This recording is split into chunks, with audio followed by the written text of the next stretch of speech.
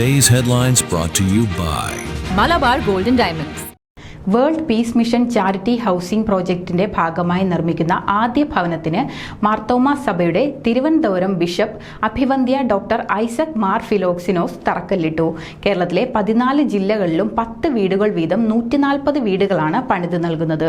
അതിദരിദ്രരും ഏകസ്ഥരുമായ സ്ത്രീകൾക്കും വിധവകൾക്കുമാണ് പ്രഥമ പരിഗണന നൽകുന്നത്. കാട്ടാക്കട തൂങ്ങാംപാറയിലാണ് ആദ്യ ഭവനത്തിന് തറക്കല്ലിട്ടത്. അടുത്ത ആഴ്ച മുതൽ കൊല്ലം, പത്തനംതിട്ട, ആലപ്പുഴ, കോട്ടയം എന്നിവിടങ്ങളിൽ ചാരിറ്റി ഹൗസിംഗ് പ്രോജക്റ്റിന്റെ 2ാം ഘട്ടം US വേൾഡ് പീസ് മിഷന്റെ സഹായത്തോടെ ആരംഭിക്കുന്നു.